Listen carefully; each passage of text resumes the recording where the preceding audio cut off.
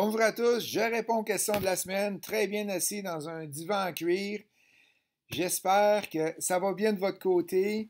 J'ai beaucoup de questions qui ont rapport avec le corona cette semaine et je veux regarder ça avec vous et l'achat d'immeubles, des vieux immeubles. Fait qu'on va regarder ça ensemble. C'est quoi les questions qui m'ont été posées. Francis qui me demande, salut Ghislain, attends, on va se rasseoir comme il faut. Salut Ghislain, dans mon secteur, il y a majoritairement des immeubles de plus ou moins 1950-1960. Si je planifie les revendre dans 20 ou 25 ans, ces bâtiments seront presque centenaires, même s'il a été rénové, entretenu au fil des années, sa structure, fondation, ossature reste vieille, plus ou moins 90 ans. Est-ce que je peux espérer le vendre plus cher que je l'ai payé ou espérer le vendre tout court? Bien, la façon que tu vas faire, on est en 2020, tu vas aller voir les immeubles de 1930, 1940. Fait qu'ils ont 20 ans plus vieux. Est-ce qu'ils sont en bonne condition? Puis regarde, prends-en un, par exemple, qui a été vendu il y a 20 ans, puis un 10-15 ans, puis un aujourd'hui. Puis regarde si le prix a augmenté. Je te confirme que le prix a augmenté. Est-ce que tu vas être capable de le revendre? Oui, tu vas être capable de le rendre, mais il faut que tu t'occupes de ton immeuble. Il y a des immeubles de 150-200 ans à Québec, là, puis ça vaut des fortunes. Fait que moi, je ne suis pas trop inquiet si tout est fait. N'oublie pas que la structure, et s'il y a quelqu'un de la construction ici, est-ce qu'il est capable de me dire la structure des années 30, 40, 50, 60, là, je crois que c'est plus solide que les immeubles qui sont faits en 2020 avec des 2 par 3 puis des 2 par 4 tout pas à moitié sec, puis du gyps, puis je suis pas mal sûr que c'est plus solide, mais je suis pas un expert là-dedans, là, mais je suis pas mal sûr que c'est plus solide. C'est que si un entrepreneur qui peut juste écrire ci-dessous, ça serait apprécié. Danny qui me demande bonjour, j'aimerais débuter en immobilier avec un partenaire. Excellente idée. Nous envisageons acheter un triplex et j'aimerais savoir si c'est possible d'investir à deux. La réponse est oui, c'est possible. Est-ce qu'il y a un de nous qui peut habiter un loyer du triplex? Oui, c'est possible. Pour n'avoir à payer que 5 de mise de fonds. Non, c'est impossible. Parce que avec la SCHL, c'est minimum 10 de mise de fonds quand tu es dans un triplex. Et là, étant donné, et puis il faut que tu sois propriétaire occupant.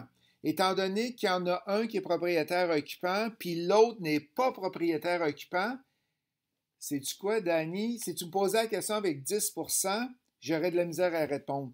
Est-ce qu'il y a quelqu'un qui est courtier hypothécaire qui peut m'aider pour la réponse?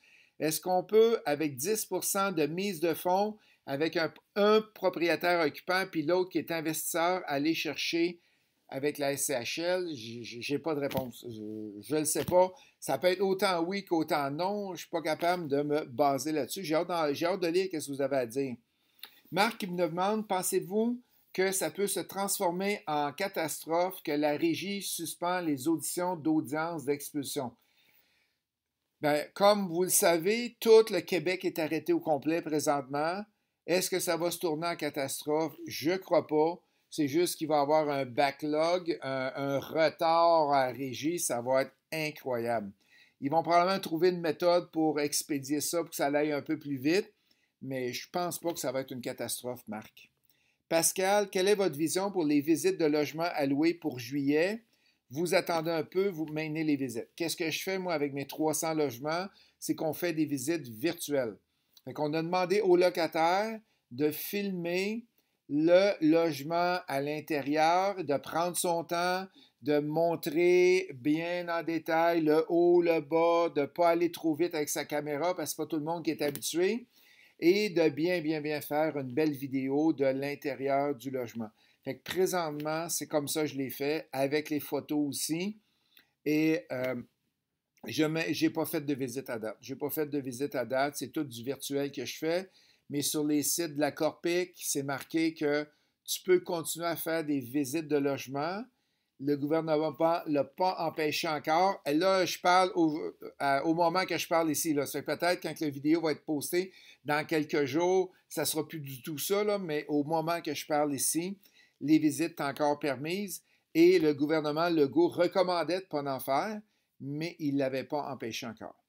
Luc, j'ai plusieurs visites ces temps-ci et je suis un peu embêté. Que dites-vous à une famille de 9 personnes? 9 personnes qui veulent aménager dans un 4,5. Aïe aïe! Un 4,5, ça a 2 chambres. 9 personnes, fait qu'il faut qu'ils couchent 5 par chambre. On n'est pas fermé aux familles, mais c'est évident qu'il va y avoir des plaintes de bruit des autres locataires. Hey, j'ai des bonnes questions aujourd'hui. Moi, j'essaierais d'aider la famille pour essayer de trouver un 6,5 ou un 7,5 ou un 8,5. Pas un 4,5, ça rentre pas là. C'est impossible que ça rentre là. Je ne sais pas quoi répondre. Hey, une autre bonne question. Moi, j'essaierais d'aider la famille, voir s'il n'y a pas du 6,5, 7,5, 8,5 qui sont disponibles parce que cette famille-là, elle ne restera pas là, d'un 4,5 avec 9 personnes. Au bout d'un mois, ils vont voir que ça ne marche pas puis ils vont partir. En tout cas, j'ai hâte de vous lire là-dessus aussi. Bon, j'espère être capable d'en répondre un aujourd'hui. Encore un autre dur. Alexandre, avez-vous des trucs pour faire sortir un écureuil de l'entretoit avant de boucher le trou?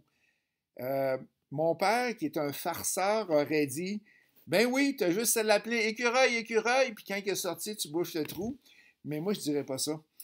Qu'est-ce que j'ai déjà fait quand j'étais jeune? En aujourd'hui. Qu'est-ce que j'ai déjà fait quand j'étais jeune? C'est d'aller d'attirer l'écureuil vers l'extérieur et d'avoir un système de trappe que tu peux commander à distance avec une corde. Fait que par exemple, tu lui donnes la bouffe à l'extérieur, puis tu sais qu'il sort le soir pour aller bouffer à bouffe. Et là, tu mets une planche avec une corde, un déclencheur qui va fermer le trou, puis ça va l'empêcher d'aller rentrer à l'intérieur. Fait qu'à un moment donné, qu'il doit sortir pour se nourrir, puis après ça, il rentre en dedans. Et c'est un système comme ça que tu vas réussir à aller le chercher. Parce qu'aller courir, aller monter dans l'entretoit, puis aller commencer à courir après l'écureuil qui tourne en rond dans l'entretoit, c'est sûr qu'il va gagner. Toi, tu ne gagneras pas. Tu vas te péter la tête après pas les solives, là, mais les trosses. Even, avec la baisse du taux directeur, il est très intéressant d'acheter. As-tu une crainte d'acheter et que les taux augmentent drastiquement puisque la valeur économique diminue par conséquent? Merci de ton opinion. Bon, ben, avec les taux qui ont super baissé de 1 point depuis quelques semaines, c'est sûr que ça affecte la valeur économique, ça augmente notre valeur économique parce que les taux d'intérêt sont plus bas. Qu'est-ce que je te dirais, Yvonne? Si tu as peur, prends-toi une hypothèque de 5 ans. Fait que là, tu vas tout laisser passer les augmentations de taux, les problèmes avec le coronavirus, etc. Et dans 5 ans, tout va être stable et on va être revenu à la normale. Fait que c'est mon conseil. Je n'ai pas de crainte d'acheter présentement. Il y a plusieurs étudiants qui suivent le coaching double ou le coaching VIP et qui font des offres d'achat. La nuance, c'est qu'ils font des offres d'achat, que l'inspection, la visite des lieux va avoir lieu quand que le confinement, les mesures d'urgence vont être terminées. Fait que merci pour ton opinion et bonne semaine à toi. Ben merci la gang.